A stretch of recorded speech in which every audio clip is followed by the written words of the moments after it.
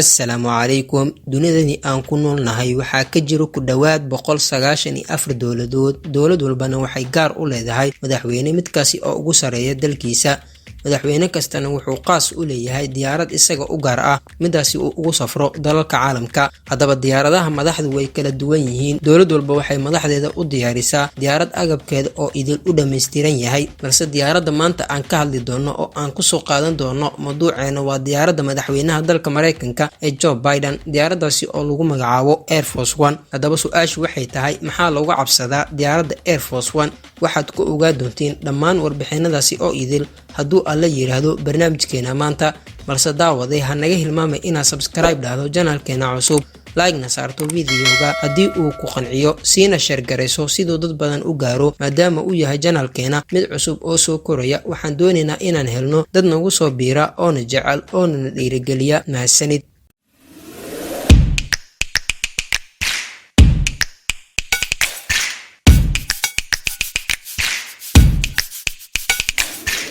taas iyo in ka badan waxaad ka helaysaa channelkeena Axmariij Official. rukumo oo subscribe saaro.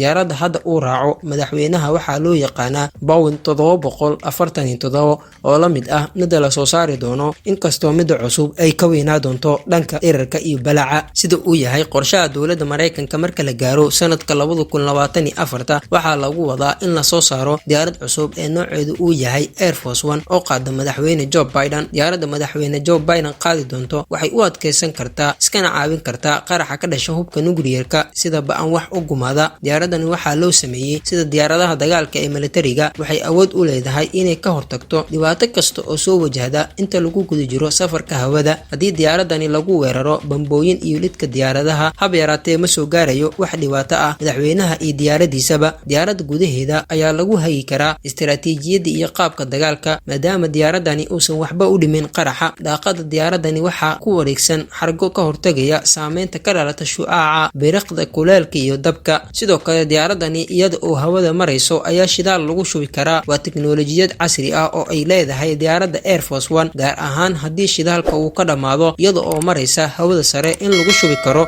shidaal. Waxaa shardi ah in marka hore diyaaradda lagu shubo shidaal la helaa diyaarad kale oo siisa shidaal, waxayna qaadanaysaa daqiiqado kooban. Waxaa arintani loogu magac daray howlgalka BAM. shidaalka lagu shubayo diyaaradda waxaa si taxadar leh ula soconaya duuliyaha. Sidoo kale waxay leedahay diyaaradani jaranjar iyo qalab kale oo lagu qaadi karo alaabta gudaheeda. diyaaradani qaadi doonto mustaqbalka madaxweynaha Mareykanka. waxaa gudaheeda lagu sameeyay adeeg kasta oo u fududeynayo hawsha. waxay leedahay jaranjar u gaar ah. diyaaradda uma baahna jaranjarada la hordhigo diyaaradaha marka ay xaga dhiganayaan garoomada. sidoo kale diyaaradani waxaa gudaheeda ku yaala qalab qaada badeecadaha xamuulka si diyaaradda looga ilaaliyo in la saaro badeecado aan la ogeyn waxa ay yihiin. waxaa kaloo u dheer qalab amniga sugaya iyo mid ogaada dabka. iyadoo diyaaradani qaab military ahaan loo qaabiyay, waxaa lagu sameeyay qalab tiknoolajiyad ah oo amniga xaqiijinayo. diyaaradani waxaa lagu qalabeeyay aalado casri ah kuwaasi oo la socon karo dhaqdhaqaaqa cadowga iyo raadaarada. diyaaradani waxay iska difaaci kartaa madaafiicda ay soo tuuraan cadowga. sidoo kale waxay leedahay qalab qarsoon oo carqaladeyn kara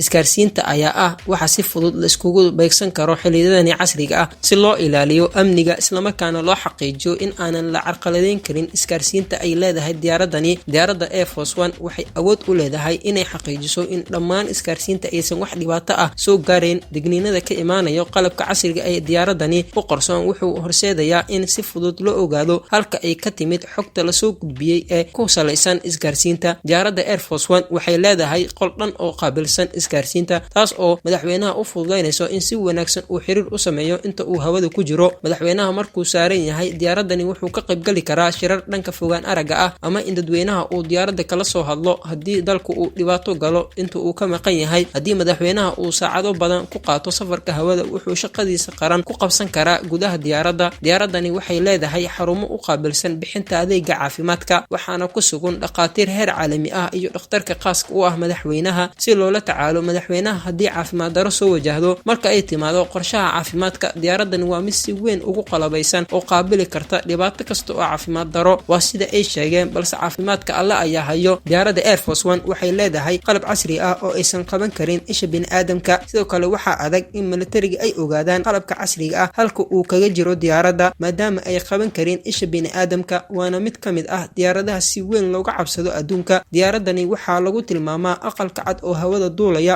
dad badan oo ku nool Mareykanka waxay aad u xiiseynayaan marka ay diyaaradda hawada gasho xilliga ay sido madaxweynaha islamarkaana ay tagayso dalal kala duwan ee caalamka. dad badan waxay ku tilmaamaan in aqalka cad oo loo raray hawada sare maadaama xafiiska madaxweynaha, xafiiska shirarka iyo golaha wasiirada ay ku dhex yaalaan diyaaradani. sababtu waxay tahay markuu madaxweynaha safro wuxuu ku qabsan karaa diyaaradani gudaheeda shirar toos ah, shaqadiisana uu ku gudan karo. sidaa daraadeed ayay dadku u dhahaan aqalka cad hawada ayaa loo raray. daawade haddaad fiidiyogani dhammaysatay laag saar, sidoo kale inoo sheer garay fiidiyowga siduu dad badan u gaaro. mahadsanid, sidaa iyo ammaano Allah.